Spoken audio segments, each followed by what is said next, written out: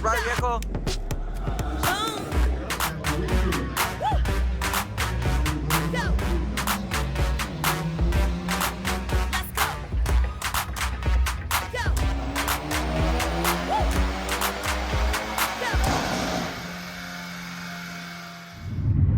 What is going on, everybody? Happy Friday. I just want to give a quick update on the dyno pulls that I did on Wednesday. So a few things happened on Wednesday, right? So we ended up doing the dyno pull. The car did 370 horsepower, 370 torque to the wheels on 100 octane stage 2 tune. Basic bolt-ons, right? Everybody saw that. Everybody saw the video. Great numbers. I was impressed. You know, Nathan did a great job with the tune. But one of the things that a lot of people were asking me, and I did notice it too, was that the dip on the dyno graph, right? Like there was some type of fuel cut or something like that. I don't know. So I did some research, and someone on Instagram mentioned to me that the Hyundai Elantra does have a port flap issue. What that means exactly, I don't know. So I looked at a post that that Nathan posted a while back, and he did say that 6 Element had an update for the port flap issue, which was closing or something like, or opening at 4,000 RPM, and that update would resolve that issue. I strongly believe that that's what it is.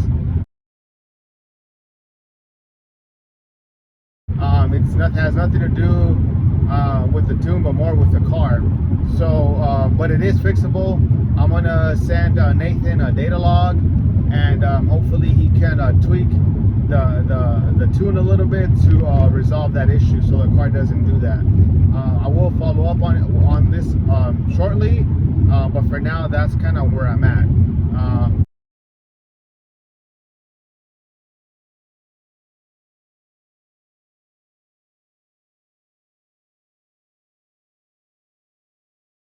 Alright guys, so we're back. I haven't done the data log for 6 Element. It's Sunday today. Basically, I still have 91 in my gas tank. So I honestly didn't think I was gonna have to do a data log, so I ended up filling up my car, and it's been taking me a little while to drive it down to 0 miles to empty. So it's been a few days now. I'm at 34 miles to empty, so I'm like, you know, I'm gonna drive a little, like 15 miles one way, drive another 15 miles back home, and I'm hoping that by the time I get home I'm at 0 miles to empty. This way I can slop on some race gas. I'm going to do some data logs for Nathan, and then I'm just gonna let the car sit. I'm not gonna fuel a 91 or anything like that anymore, just because once I get the tune back from him, once he tweaks my current tune, and he sends me back the revised tune, I'm gonna send him some more logs, and then once he clears it, then okay, at that point I'll just go on and refuel. I probably won't be using my car very much. I'll have a little pickup truck that I can use, but the reason for that is just because of how expensive race gas is. So I don't want to pump a few gallons and then all of a sudden pump 91 and then pump 4 more gallons of race fuel. I'd rather just leave it on race fuel, do my data logs, dial that tune in, and then go from there. Now, I'm not gonna knock on 6 at all.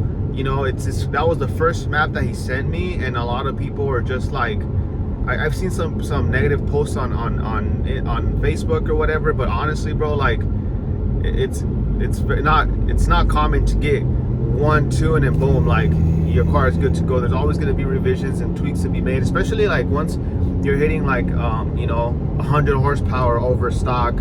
Obviously, like, you're not going to hit it on one tune, right? So my car is unique. I have my own unique set of mods, so you know, I'm glad that that I'm getting my tune revised and dialed in, right? And then after that, I'm really looking for some drag setups. some wheels. I've been on the Facebook Marketplace. Honestly, people are asking an arm and a leg for some beat up rims, and I'm not trying to spend a lot of money, especially because I don't plan on going to the drag strip as much as I used to. A while back, I remember going and getting some race stars and a set of Nitto NT05 Rs, and I had that set up for about a year or more, 2 years maybe. But I spent like $1,000 on that setup. Honestly, I'm not trying to go down that route and get some nice wheels or whatever. I just want to get some random 18 by 8.5 wheels where I can fit a 255 40 R18 tire, whether it's an NT01. I know NT01 has, or Nitto NT01s come in that size, that could fit that rim, and also Toyo Proxy R888Rs come in a variety of sizes. I've noticed that I'm over here. Okay, so I've noticed that. Let me see. I'll put this down. I've noticed that I think Hoosier also makes a drag radio in a smaller size, but Mickey Thompson and the NT05Rs, I believe, and the 555Rs come in a wide size for an 18. Like a 275 might be the smallest. So I know there's options out there, but it's not like with my previous setup where I had the Mustang and I had a 9 or 10 inch rim in the back where I can fit a 305 easy, right? So obviously this is a different car, a different setup. We can't fit huge 305 wheels on these cars. I don't even know what's the maximum size people are running. I would guess maybe a 265, 255, but which kind of limits the amount of your options, right, when it comes to drag radios. This car wasn't meant to be a drag car at all, right? But I don't really take my cars out. I've never taken a car out to the track.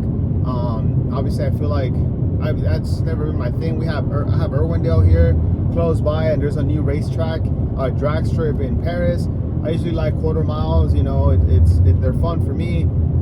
But everyone has their own liking. But that's what makes it hard about this car, is trying to run it down a quarter mile when the car wasn't designed for a quarter mile, and it wasn't designed to have big old 305s or wide tires. So I'm dealing with that right now. Trying to find the tires for it, but once I get the tune dialed in, the tire set up, for sure I'm going to have more content for everyone. Quarter mile times, eighth mile times. We're going to see obviously what kind of cars this car can be at the drag strip, right? I'm with the weight to power ratio on this car. I feel like I can keep up, if not be more higher horsepower cars that are obviously heavier. A lot of American muscle cars they're fast, right? Like the Mustang with the 10R80s, they're really fast. I've had one, but I feel like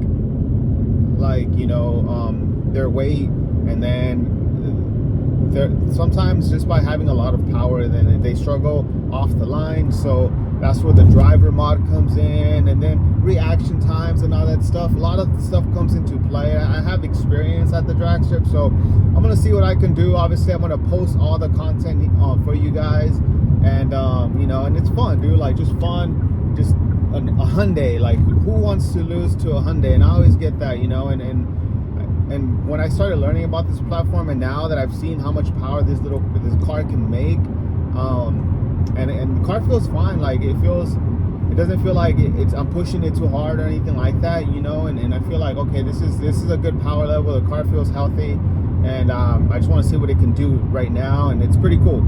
I learned a lot from my previous build, so I'm only doing what I feel that is needed to get the power that I want, and also, like, not just get all these mods, when I don't really need them to get what I want out of the car. So that's where I'm at. I'm at 29 miles to empty right now, and I'm just driving around. So I'll be back when I pour the race gas, and then when I do the data log. It's so funny that one of the things that I've always complained about this car is how small the fuel tank is, because of how often I'm supposed to refuel, and now that I want the car to go to 0, it's been taking forever. And then, dude, this car gets great fuel mileage too. So, like, bruh. All right, so let's do this bad boy.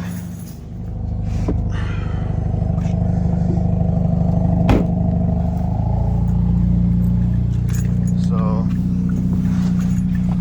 18. Oh look, an M3. Damn, he is hauling ass. And then, no, it's actually M240. All right, let's go chase it.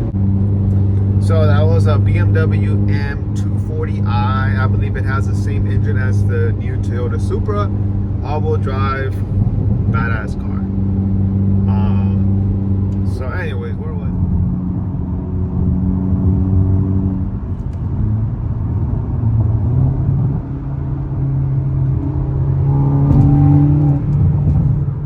one of the things that you have to just keep in mind, if you're gonna run a race gas tune, one of the biggest headaches is driving to E. Usually I already know the days that I'm gonna go to the track. I have it scheduled, so I'm gonna pre-plan my trips, you know, take my car to work or whatever, and then obviously get to that 0 miles, right? Drive it to empty. In this case, I didn't plan on having to send a revision like right away, but here we are. And you know, it's not like a meth kit. You just flip on the meth kit, boom, you're already on your second map on the fly, right? You just have to, the only thing obviously is just maintenance. The meth kits require a lot more maintenance than just a simple race gas. You know, to each their own. Whatever you feel like it's the right setup for you, go for it. I haven't seen a whole lot of people run race gas, so that's what I'm doing. You know, and yeah, see that little Smurf Thunder, a little Porsche. Smurf Porsche. No, I'm just kidding. It's a baby blue Porsche, but like sick, bro. There it is. That's essentially what you want. You want to drive it to 0, or to these little 3 dots, 3 lines. Now, always be mindful. I'm gonna pull over on this gas station here and pour some race fuel. Also, don't do this. If you're gonna pour race fuel, be careful, because if it splashes on your shoes, it's gonna stain your shoes. Watch. I brought some sandals, but let me show you what happened when I dropped in some race fuel and it sprayed on my shoes. Watch, hold up. Y'all see that? That's not coming off, dude. I did my best to take it off. Damn. Yeah, so just be careful. Put on your chanclas. That's what I'm gonna do. You have gloves, wear gloves.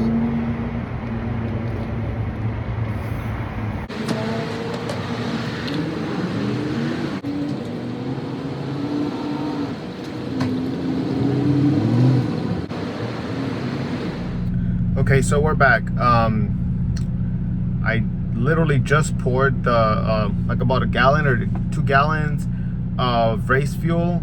As soon as I went to empty, I poured it. Now, I didn't automatically flash my stage 2 tune, and I'm not gonna data log right away. So it's super important. Now pay attention to this. When you pour in the race fuel, it's still not in your fuel lines in the fuel system. It still needs to kind of get in there, so you have to drive the car. I'm gonna drive the car like 5 miles. I don't know the exact number of how long or how far you're supposed to drive your car for you to get all the race fuel into the system, but essentially I'm gonna drive 5 miles. I'm gonna get home, let the car cool off. It's like 91 degrees right now, so it's hot. I don't want to do a pull. It's hot right now, probably not good for the car, but I'm gonna let the car cool off, let the race fuel get into the fuel system, and then after that I'm gonna flip over to stage 2. I'm gonna do the data logs, and that's pretty much it. All right, let's do this pull real quick. All right, let's flash the stage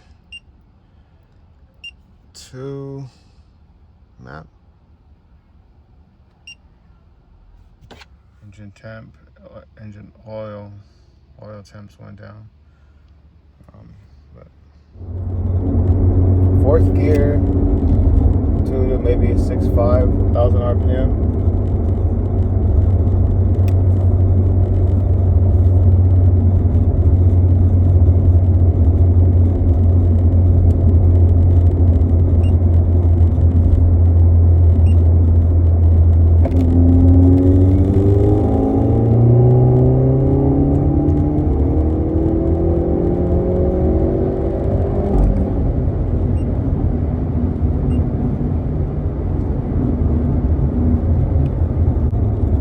Crazy because I don't feel anything. I don't feel like anything on the throttle, which is so weird. Let me try just one more pull.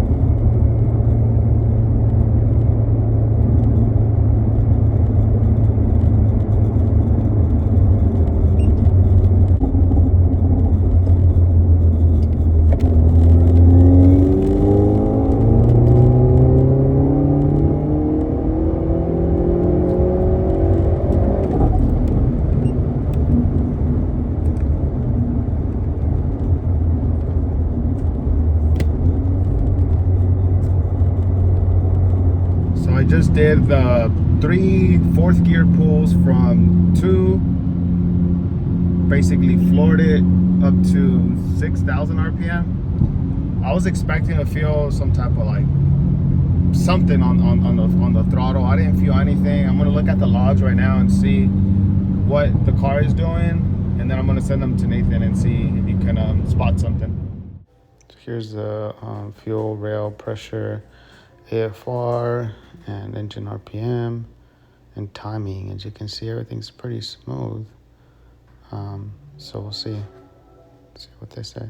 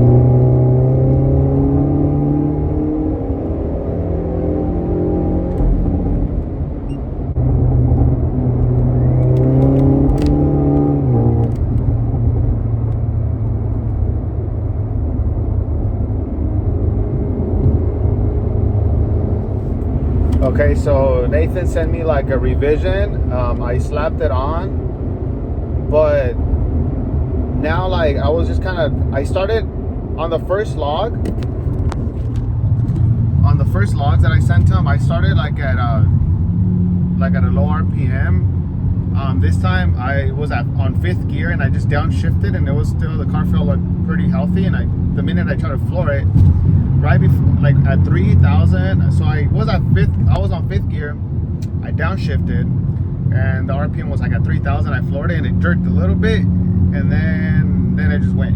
So who knows? I'm gonna see what the log did. I logged it this time. We'll see what it does. Yeah, as you guys can see, the dip on the RPMs, which is a purple, and the fuel pressure, which is a green, it dips. So I send this log over to Nathan, and then we're gonna see what he does. It tweaks a couple of things and sends a new revision. Okay, so I just flashed the new revised map. I'm gonna just try to see if I can replicate that jump that I did on the previous map, that jerk feeling. I'm hoping that, you know, this new map and this new tune resolve that issue, and we'll go from there. Just downshift it.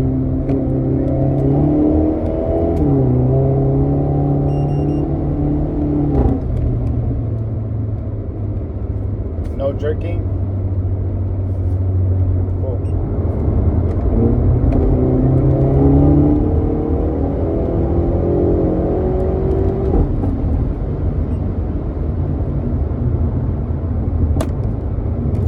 Let's go. All good. So yeah, the first couple logs, the first log that I sent to Nathan, I wasn't able to show him what the car was doing. So he sent me a revision. I guess he just kind of gave it a shot to see what he thought it would have been. And then when he sent me that revised log, I figured out how to kind of like duplicate or replicate the issue that the car was doing. And once I send him the log with the issue, bam, he got it dialed in, bro. Like, the car is good. Heck yeah, I'm ready. Let's go. Let's get it. And yeah, man, 6 element for the win, yo. So I'm gonna be doing more vlogs. Let me know how I did on this one. I did my best to explain everything that was going on live, and I'm not gonna do a whole lot of edit to this video, so you guys are gonna get it raw. And yeah, man, let me know what you guys think. Comment, like, subscribe, follow me on Instagram at Elantra_N_ for the win. I'm still debating, I might switch the name up, but I'll keep you guys posted on my Instagram name. Let's go. As you guys can see, during the watt log, everything was running smooth, so that's a relief. Let's go. And in this case, I could only give shout out to Nathan. He knows exactly what he did. I'm not the tuner, just the driver, so hit him up if you guys have more questions.